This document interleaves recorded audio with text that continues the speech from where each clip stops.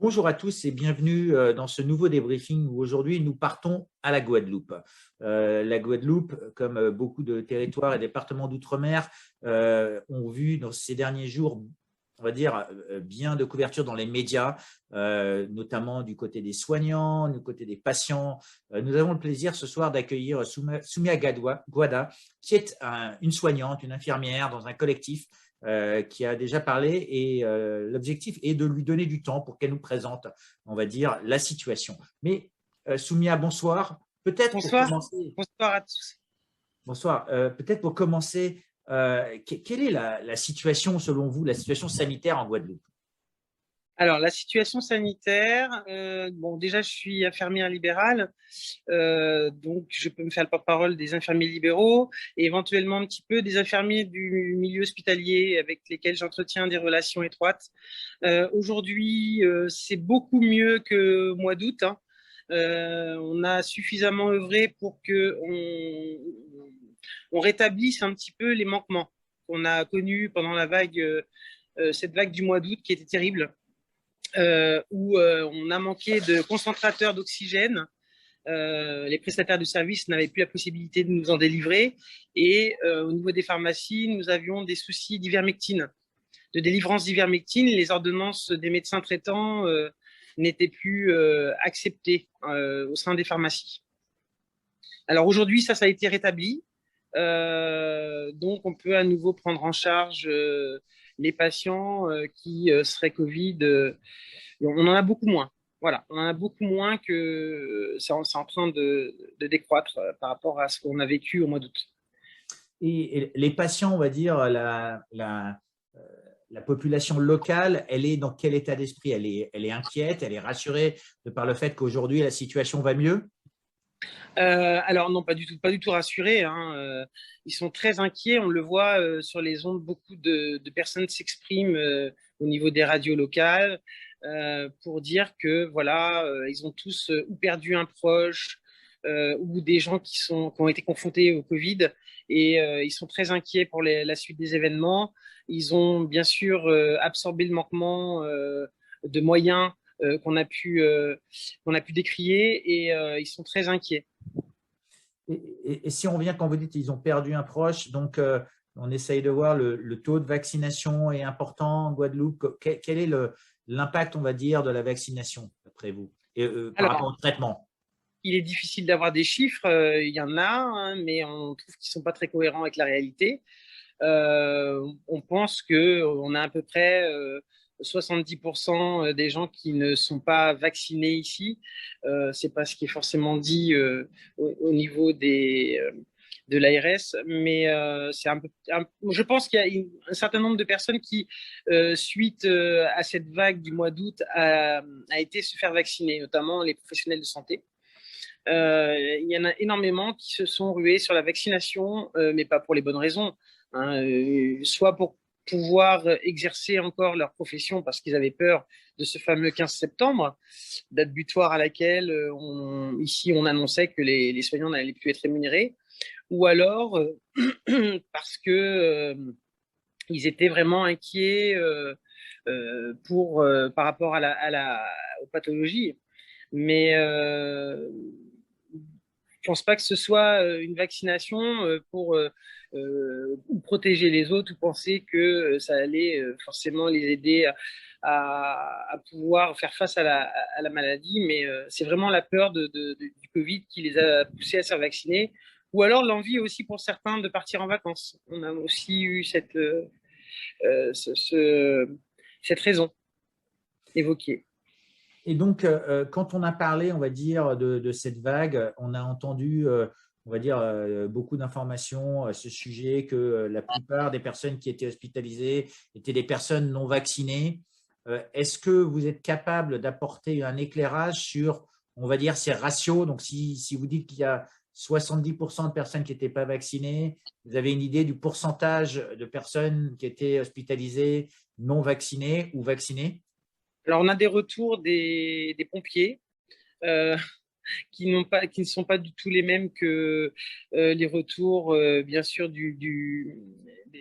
l'ARS par rapport aux hospitalisations, qui elle nous dit que tous les gens qui étaient en réanimation pratiquement étaient vaccinés et étaient non vaccinés, pardon. Moi, je pense que compte tenu de ce qu'on a pu me rapporter, il y a quand même beaucoup de gens qui étaient non vaccinés, qui étaient vaccinés, pardon, qui étaient aussi admis en réanimation. Alors le souci, c'est que au niveau des dossiers, ça a été gommé. Alors, ils avaient évoqué le fait que les assurances ou les mutuelles ne prenaient plus en charge les patients, les soins des patients vaccinés. Donc, ils ont préféré gommer cette notion dans les dossiers. Maintenant, on peut se poser des questions pour quelles raisons on n'a pas voulu savoir qui allait en réanimation. Oui, enfin, quelque part, le statut vaccinal devrait être indépendant de la fourniture de soins. Mais en tout cas, il est intéressant de se poser cette question. Est-ce que vous savez s'il y a une volonté politique d'avoir ces chiffres et d'aller au bout? Est-ce qu'il y a des avocats qui ont essayé d'obtenir ces informations? Est-ce que votre groupe de soignants a essayé d'obtenir des précisions sur ces informations? Alors oui, au niveau du comité scientifique et de Réinfo Covid, bien sûr, on essaye de regrouper un certain nombre d'informations, mais c'est très difficile. C'est pas simple. On a les remontées des familles, des gens qui s'expriment en off pour nous dire voilà, j'ai ma tante qui s'est vaccinée et qui est décédée suite à la vaccination après sa deuxième dose, ou un jeune homme de 24 ans récemment, pareil. Après sa deuxième dose, décédé dans son lit à 10 heures du matin. Enfin, Donc, vous le avez lendemain, des observations, mais on n'a pas de chiffres non, solides pour faire des statistiques. Et donc, non, quelque part, vous les demandez, quoi, ces chiffres. c'est ça, c'est ça. Mais bon, tout est gommé dans les dossiers, donc c'est compliqué. D'accord. Après, les pompiers, eux, demandent, quand ils acheminent les gens à l'hôpital, essayent de demander aux familles si les patients étaient vaccinés ou non. Donc, on a eu quelques retours par rapport à ça, mais ça reste sporadique. D'accord, et pas de statistiques. Donc, revenons un petit peu à cette vaccination obligatoire qui a été imposée pour les soignants. On sait que la date butoir était le 15. Vous vous êtes exprimé à plusieurs reprises à ce sujet-là. Donc, vous êtes dans quel état d'esprit aujourd'hui, donc à 2 jours après j'imagine les troupes ont pris un coup au moral, Oh, les sanctions sont tombées. alors non, parce que le responsable du CHU est revenu, on va dire, un peu sur sa décision. Il a compris que si jamais l'ensemble des soignants, près 70% des soignants du CHU, revenaient ne revenaient plus travailler suite à ce qu'il avait invoqué, à savoir que les personnes non vaccinées ne seraient plus payées. Il se retrouverait qu'avec 30% du personnel pour prendre en charge tous les patients du CHU et que ça allait être vraiment préjudiciable pour les patients et qu'il y avait un risque pour lui un risque de non-personne assistance en danger. Donc, il a évoqué ce fait pour dire que pour l'instant, il suspend encore un mois et qu'il accepte les soignants non vaccinés pour venir travailler. Donc, c'est un cas de force majeure quelque part. Voilà, et la pression des soignants a eu gain de cause quelque part. Oui, bien sûr, ça a été salutaire parce que tout le monde s'est un petit peu exprimé, a commencé à hausser le ton un petit peu partout en disant voilà, il est hors de question qu'on nous oblige à nous vacciner, à nous contraindre pour pouvoir travailler. C'est cette façon liberticide qui est décriée. C'est même plus une question de choix de vaccination ou pas, c'est surtout la façon dont c'est fait et ça, c'est inacceptable. Et comment ça s'est passé? Vous avez engagé des discussions avec le directeur du CHU? Il y a eu un dialogue avec les syndicats? Est-ce que les syndicats ont C'est très compliqué d'avoir des discussions avec les autorités ici. On a demandé à plusieurs reprises ici avec plein de syndicats de rendez-vous, mais ça a été refusé en préfecture. Ça a été refusé. Donc, on est obligé de passer par la voie médiatique pour s'exprimer et je pense que ça fonctionne plutôt pas mal comme ça aussi.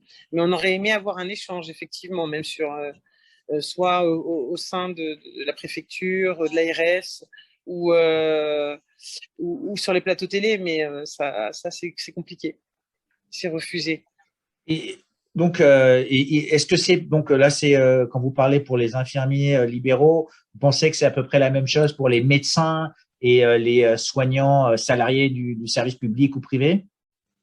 Alors pour l'instant, nous, on n'est pas encore concernés parce que l'ARS est en pourparlers avec la sécurité sociale et notre URPS, et que ce soit un médecin ou infirmier. Et à partir du moment où ils auront pris des décisions, ils nous en feront par courrier. Pour l'instant, nous n'avons pas de retour par rapport à notre situation euh, du passeport vaccinal, on va dire, D'accord. en libéral. Donc vous, à titre personnel, aujourd'hui, vous pouvez toujours travailler, vous pouvez toujours exercer, subvenir à vos besoins, à votre famille, à vos enfants et subvenir aux besoins des patients aussi. Oui, pour l'instant, oui. D'accord. Donc, voilà. Pour l'instant, tant qu'on peut. Et après, on verra. On va pouvoir faire face. On a les avocats qui sont montés au créneau, qui ont fait des référés. Alors, ils s'occupent dans un premier temps des collègues du CHU. Et ensuite, ils prendront le pas pour les libéraux. D'accord.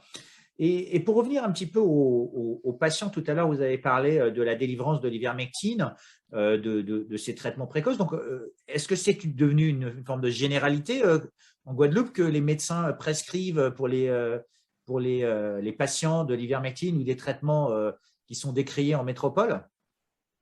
Alors, on a des médecins qui prescrivent de l'hydroxychloroquine, azithromycine, et on en a d'autres qui prescrivent de l'ivermectine avec de l'azithromycine accompagnée parfois.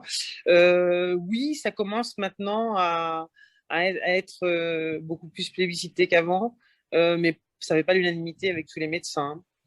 Il y en a encore qui restent au stade de vous rentrez chez vous avec le Doliprane. Ça, il faut déconstruire toutes ces idées. C'est pas facile. Parce que le Doliprane, c'est un catalyseur et ça va forcément pas aider les gens à s'en sortir. C'est vraiment pas la chose à faire. Donc, c'est vrai qu'avec le comité scientifique et Réinfo Covid, on rappelle ce qu'il faut faire, la prise en charge précoce. Ici, on bénéficie de ce qu'on appelle le rimédrasier, donc beaucoup de plantes.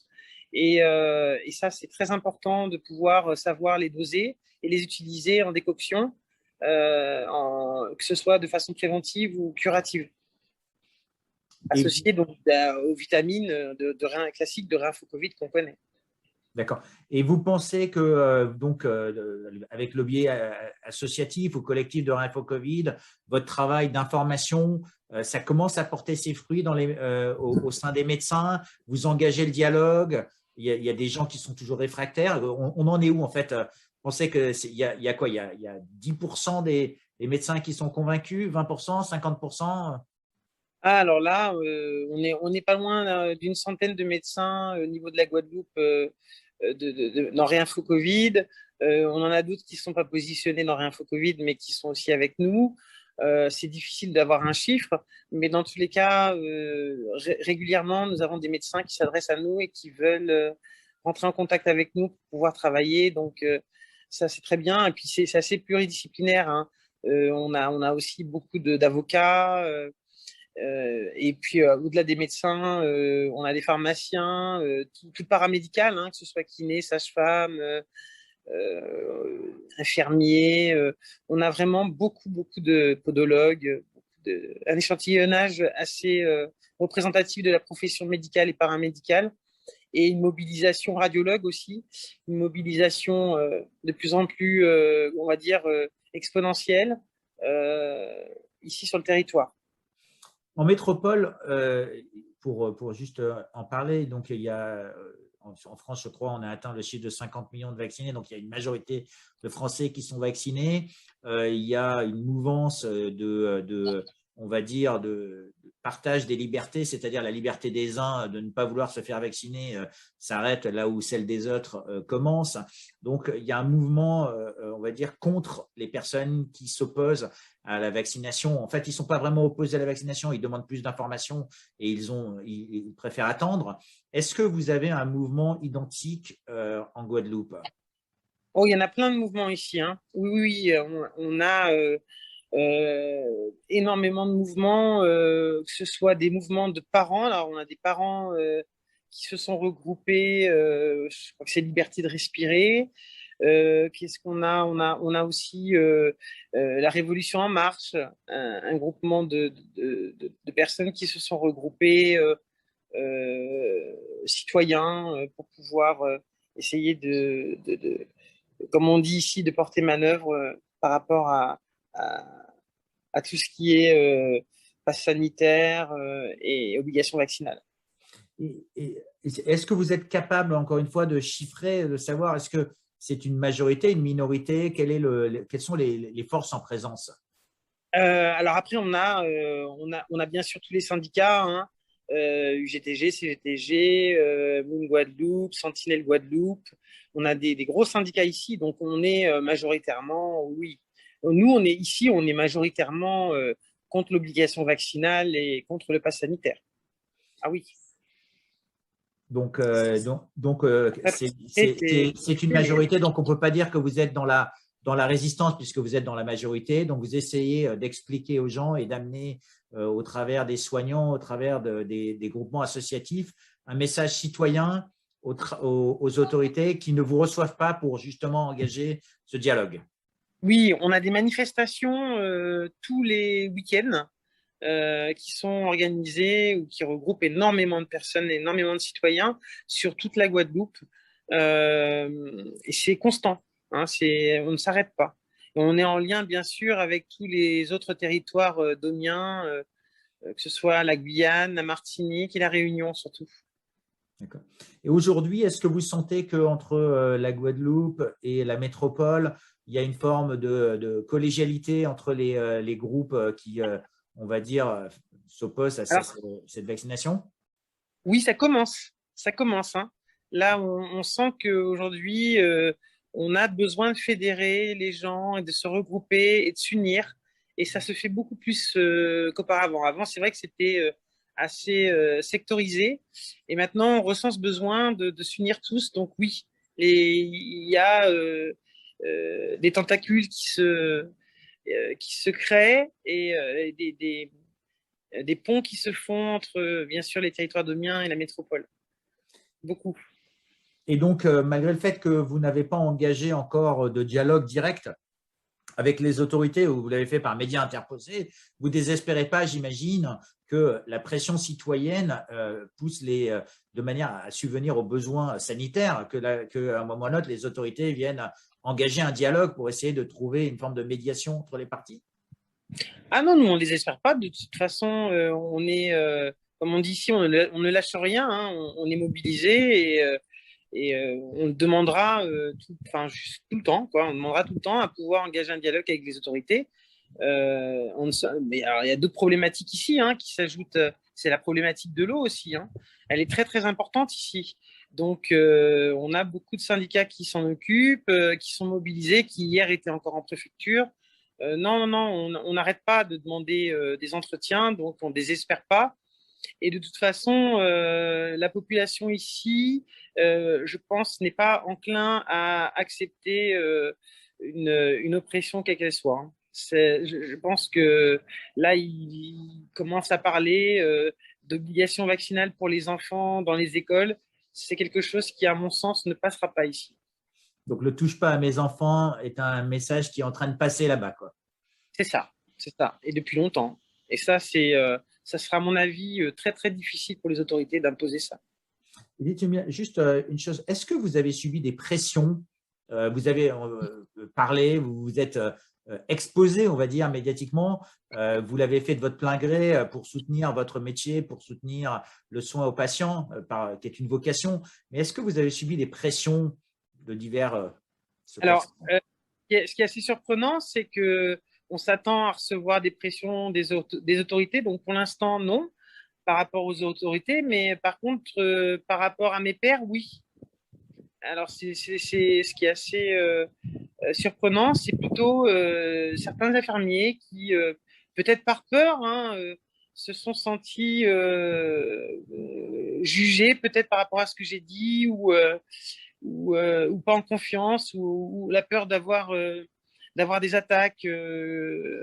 Donc, du coup, demande à ce que je sois plus modérée dans mes propos.